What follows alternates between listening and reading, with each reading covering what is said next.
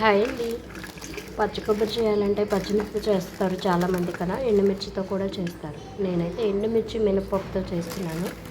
ఒకసారి చూడండి. పచ్చి కొబ్బరి ముక్కలు ఇలా కట్ చేసుకొని పెట్టుకోవాలి.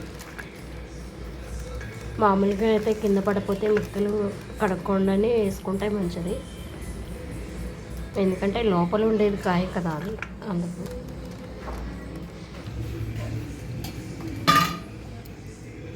గిన్నె పెట్టుకొని రెండు గంటలు కొంచెం నూనె పోసుకొని కొబ్బరిలోకి కావాల్సిన నూనె చేసుకొని కాస్త మినపప్పు వేసుకొని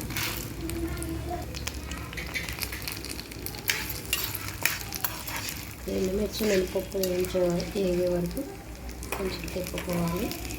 తర్వాత ఒక స్పూను జీలకర్ర కూడా వేసుకొని ఇందులోనే వేయించేసుకోవాలన్నమాట.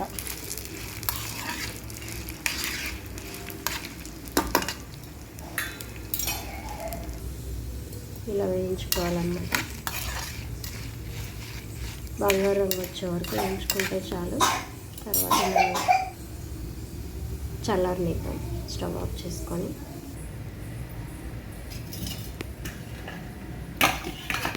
జస్ట్ కొంచెం అది వేడిగా ఉన్నప్పుడే ఈ ముక్కలు కూడా వేసుకోవాలి. వేసుకున్నాక చల్లారనిద్దాం. స్టవ్ ఏమీ అంటించకుండా ఉన్నా ఏం కాదు, జస్ట్ అలా వేడైతే చాలు. కొబ్బరికి అనేది పచ్చివాసన ఏమి ఉండదు కదండి. చాలామంది కొబ్బరి పచ్చివాసన వస్తుంది అంటారు, అలా ఏమి రాదు.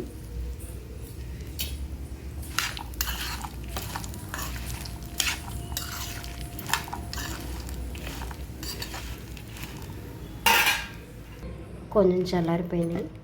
ఇవన్నీ మిక్సీ గిన్నెలో వేసుకుందాం. కొబ్బరి మినపప్పు ఇవన్నీ వేసేసాం కదా. ఇప్పుడు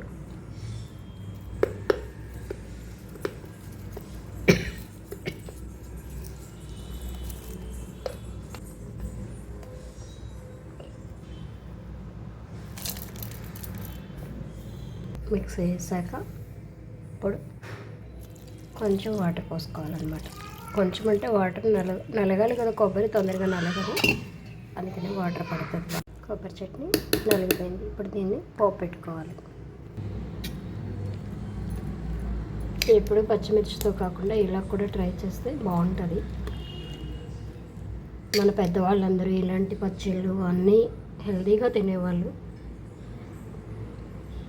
అందుకనే అలా అంతకాలం బతికారేమో కూడా, ఏమీ రోగాలు లేకుండా. ఇప్పుడు పోపు చేసుకుందాం.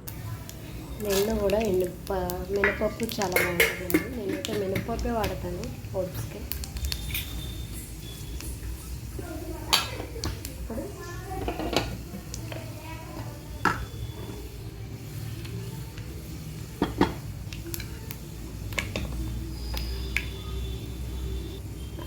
ఎడగొండము